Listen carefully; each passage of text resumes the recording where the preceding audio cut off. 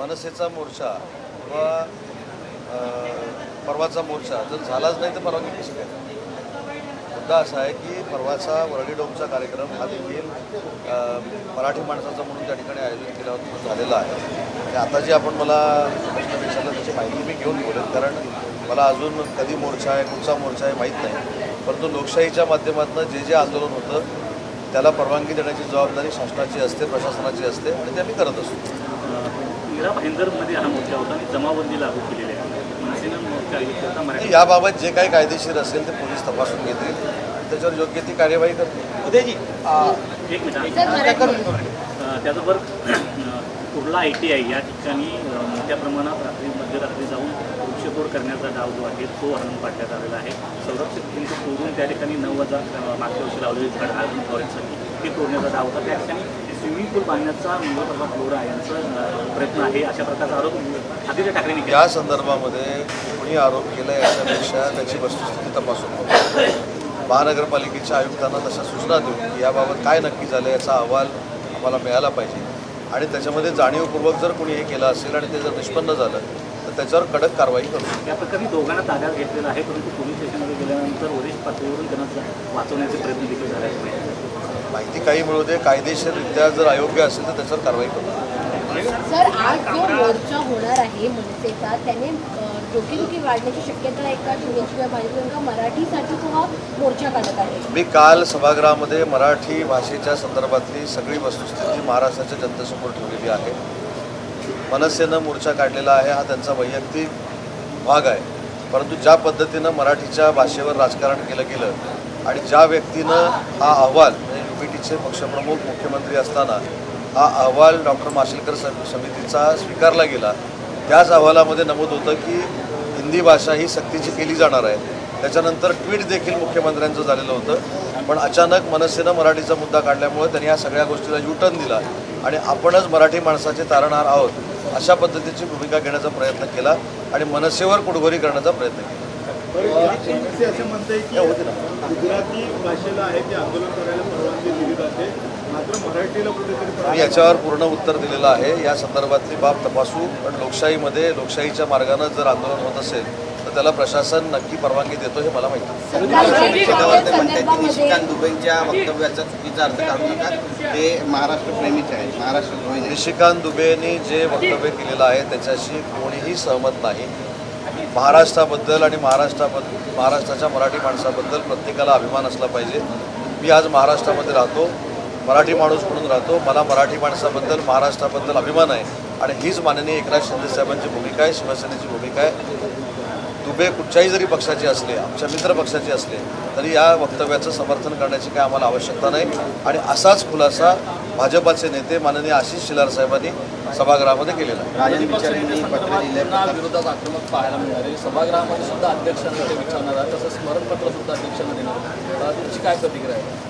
ते अध्यक्षांना स्मरणपत्र देतील न देतील, ते आंदोलन करतील न करतील, परंतु विरोधी पक्षनेता करायचा की नाही ही विधानसभेच्या अध्यक्षांच्या अखत्यारीतली बाब आहे. त्याच्यावर योग्य तो निर्णय विधानसभेचे अध्यक्ष घेतील. संदर्भामध्ये पुन्हा एकदा चौकशी लावण्याचे आदेश ते मुख्यमंत्र्यांनी दिले आहेत. संजय साठे जे तुमच्या पक्षातले मंत्री ते देखील याच्याशी संबंधित आहेत, तरी जाणून बुजून आपल्या मंत्र्यांना अडचणी करण्याचा प्रयत्न केला जातो विरोधकांकडून. अजिबात तुम्ही शंका मनामध्ये तशी आणू नका आणि निर्माण पण करू नका.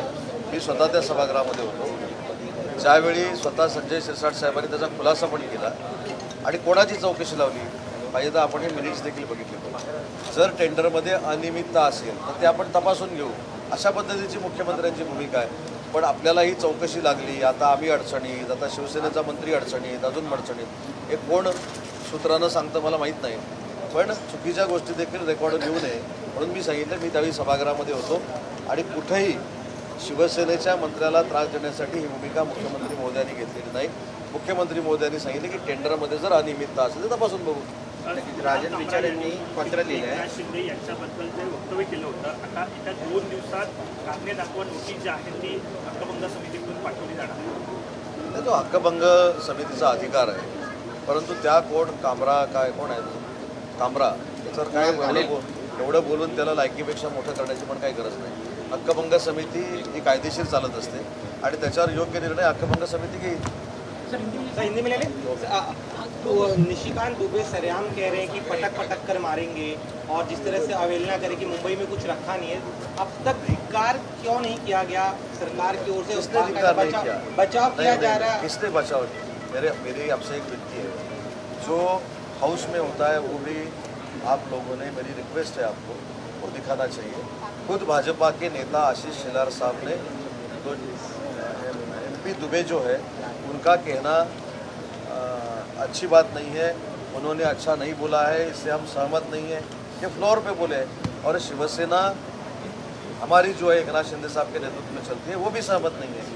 हम मराठी है, हम महाराष्ट्रीयन है, महाराष्ट्र में हम रहते हैं, उसका हमको अभिमान है। हमारा अवमान करने की जिम्मेदारी क्या दुबे साहब के ऊपर नहीं दी है, तो हम तो उनसे सहमत नहीं है और भाजपा भी सहमत है। अच्छा, जिस प्रकार से मनसे और शिवसेना जो है महाराष्ट्र में का मुद्दा उठाए थे, वहीं अब वीडियो एक सामने था जहाँ पे मनसे के नेता जो है महिला के साथ अत्याचार कर रहे हैं, गाली गलौज कर रहे हैं। तो घटना को लेकर सरकार इसमें पुलिस इंक्वायरी होगी और जो दूध का दूध है, पानी का पानी हो जाएगा। इसके अलावा आपत्तिजनक शब्दों का प्रयोग किया था शिंदे साहब के लिए, प्रिविलेज कमेटी में मामला है, क्या मौजूदा स्थिति, क्या उसे नोटिस जारी किया जाएगा? नहीं, वो हकभंग जो समिति रहती है उसकी ये जिम्मेदारी है, वो विधिमंडल के जो कायदा कानून है उसके ऊपर आधार पर चलती है और उनके कामकाज में हस्तक्षेप करने का हमको अधिकार नहीं है। जो उसने कुछ किया उसको अगर नोटिस जाती है तो उनका मामला है, और कामरा जो कोई है तो उसको भी उसके अवकाश से ज़्यादा बड़ा करना अच्छी बात नहीं। सर, महाराष्ट्रातील प्रिया चव्हाण यांना आत्महत्येस प्रवृत्त केल्याप्रमाणे माजी नगराध्यक्ष आहेत प्रणाली माने यांना त्यांच्या मुलांना अटक करा, नाहीतर आम्ही आंदोलन करू, असं वैभव नाईक यांनी इशारा दिलेला आहे। मला या प्रकरणाची माहिती नाही आहे, परंतु असं प्रकरण जर घडलं असेल त्याच्यामध्ये जर कोण असेल तर पोलीस शोधून काढतील। त्याच्यामुळे कोणालाही पाठीशी घालण्याचा प्रश्न येत नाही। मी देखील सिंधुदुर्ग जिल्ह्याचा पालकमंत्री होतो, आज देखील मी पक्ष म्हणून सिंधुदुर्ग जिल्ह्याचा संपर्क मंत्री आहे, मी देखील माहिती घेईन, परंतु कुठच्याही परिस्थितीमध्ये गुन्हेगार जे कोण असतील त्यांना पाठीशी घालू नये अशा स्पष्ट सूचना या आमच्या सगळ्यांकडनं शासनामार्फत पोलीस अधीक्षकांना दिल्या जातात। महाराष्ट्र में राजकारण होता MNS का मोर्चा निकलने वाला था, लेकिन उसे इजाजत नहीं दी गई है। आरोप लग रहा है कि गुजराती लोग मोर्चा निकाल सकते, लेकिन महाराष्ट्र अपनी मुद्दों के लिए मोर्चा नहीं निकाल। ये प्रशासन की बात है। लोकशाही के तंत्र से अगर कोई आंदोलन कर रहा हो तो उनको परमिशन देना नहीं देना ये जिम्मेदारी पुलिस प्रशासन की है, और पुलिस प्रशासन इसके ऊपर भी अन्याय नहीं करेगा, हे मुझको पता है। सर, पलावामध्ये जो काही 72 तासा अगोदर पूल उद्घाटन केलेला आहे, त्या पुलावरून राजकारण होताना पाहायला मिळतं। मनसेचे माजी आमदार राजू पाटील त्या पुलावरती गेले, पुलाचं उत्कृष्ट बांधकाम झालेलं आहे, त्याचसोबतच त्या पुलावरतून संपूर्ण रेती खडी बाहेर जाताना पाहायला मिळते। कुठेतरी सत्ताधाऱ्यांवरती त्यांनी आरोप घेतला की इथच्या खासदारांनी दबावाखाली हा पूल जो आहे तो लवकरात लवकर उद्घाटन केलं, अर्धवट काम झालेलं। मला असं वाटतं हे आकाशापोटी केलेले आरोप आहेत।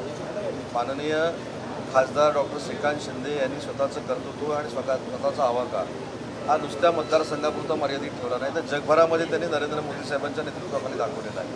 आणि एखादा लोकप्रतिनिधी अतिशय चांगल्या पद्धतीनं काम करत असताना त्यांना नाहक बदनाम करणं ही आता प्रथा परंपरा पडलेली आहे। डॉक्टर श्रीकांत शिंदे अतिशय चांगल्या पद्धतीनं लोकांमध्ये समरस होऊन काम करत आहेत, त्यांची नाळ त्यांच्या मतदारसंघातल्या लोकांशी जुळलेली आहे, त्याच्यामुळे त्यांच्याकडनं कुठेही वावगं होईल असं होणार नाही। परंतु राजू पाटील साहेबांनी जी काही मागणी केलेली आहे ती देखील आपण तपासून बघू, पण त्यांना डॉक्टर श्रीकांत शिंदेंवर आक्षेप घेण्याचा अधिकार नाही। थँक्यू सो मच, थँक्यू वेळ दिल्याबद्दल। आता isakal.com आहे देशातील नंबर 1 ची मराठी न्यूज वेबसाईट। प्रत्येक अपडेटसाठी isakal.com ला नक्की भेट द्या।